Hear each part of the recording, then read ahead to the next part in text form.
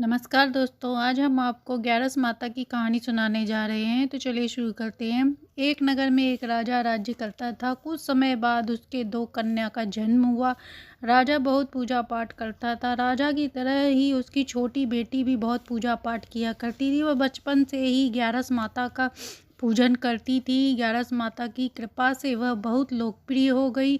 यह देखकर राजा की बड़ी बेटी जलने लगी। एक बार की बात है, जब एक राजा का लड़का उसे देखने आया, पर उसे ना पसंद करके उसकी छोटी बहन से ब्याह करने को कहा, तो बड़ी बहन उससे और जलने लगी। वह छोटी बहन को मारने के लिए नए नए तरीके अपनाया करती। हर बार ग्यारस माता उसे बचा लिया करती, क्योंकि वह ग्यारस माता का पूजन करती थी। एक बार उसने कहा, हम सबकी मृत्यु लिखी है, क्या तुम्हें पता है तुम्हारी मृत्यु कैसे होगी? छोटी बहन भूली थी। उसने कहा, मेरी मृत्यु मेरे पालतू तोते के गले में हार है, उसमें लटकी है। यदि कोई उसे मारकर पहन ले तो मैं मूर्छित हो जाऊंगी, और उतार दे तो मैं जीवित हो जाऊंगी। अगले दिन बहन पिता के पास गई छोटी और बोली कि यदि पिताजी मैं मर जाऊं तो मुझे जलाना नहीं। पुरानी महल के पास जो झोपड़ी है, उसके पास जो कुआं है, घाट पर मुझे सुला देना। राजा बोला, तुम ऐसा क्यों कह रही हो? 3 दिन बाद तुम्हारी शादी है। तब बेटी बोली, पिताजी समय का पता नहीं, शादी वाला दिन आ गया। बड़ी बहन तोते को ढूंढती है और वही दरवाजे पर बारात आ जाती है। फेरों की रस्म शुरू हो जाती है। उधर बड़ी बहन तोते को ढूंढकर उसे मार देती है।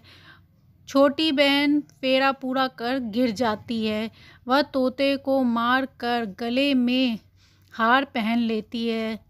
सभी बाराती यह देखकर घबरा जाते हैं। राजा महल में ले जाकर छोटी बेटी को वहाँ से इलाज करवाता है। वहाँ बोलता है सभी से, राजकुमारी का इलाज पता नहीं क्या हुआ है, ऐसा पहली बार हुआ है, ना वह जीवित है ना मृत्यु है। वैद्य ने कहा कि मैं समझ नहीं पा रहा हूँ, ऐसा मैंने पहली बार देखा है। तब राजा ने कहा, तुम बाहर जाके किसी से कुछ कहना नहीं, नहीं तो हम तुम्हें मरवा देंगे।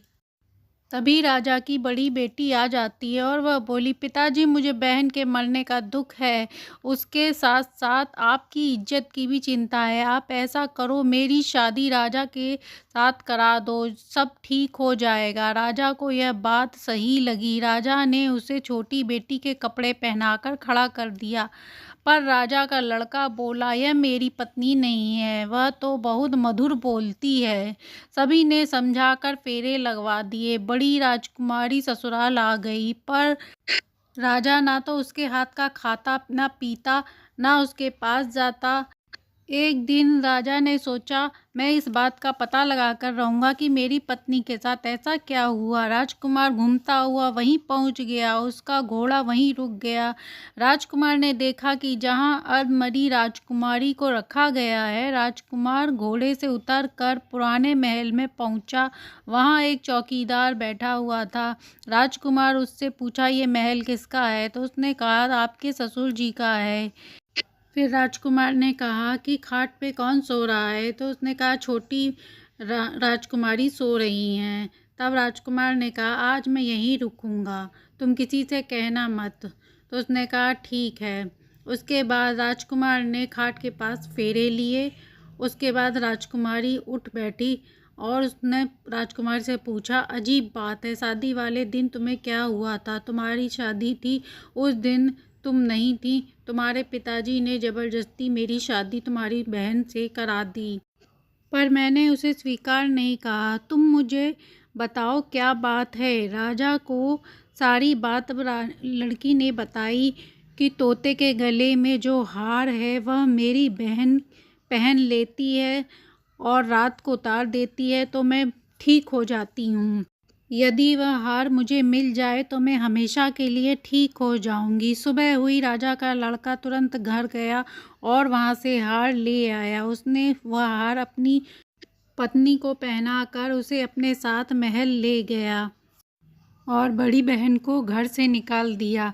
घर से निकलते समय बड़ी बहन ने छोटी बहन से कहा, बहन तुम्हें सारी खुशी मिलती है, ऐसा क्या बात है? मुझे जीवन में कुछ भी खुशी नहीं मिलती है। तो बड़ी छोटी बहन ने कहा, मैं निस्वार्थ भाव से सबकी सेवा करती हूँ, ग्यारस माता का व्रत रखती हूँ, पूजन करती हूँ, और तुम सिर्फ अपना ही भला चाहती हो, इसीलिए तुम्हारा भला नहीं होता है। ग्यारस माता ने जैसे उस पे अपनी कृपा बनाई, वैसे ही अपनी कृपा सब पे बनाए, सबके घर में सुख शांति दें। जो भी ये कहानी सुनता सुनाता है ग्यारस के दिन, उसे विशेष फल की प्राप्ति होती है। कहानी अच्छी लगी हो तो लाइक एंड सब्सक्राइब करें।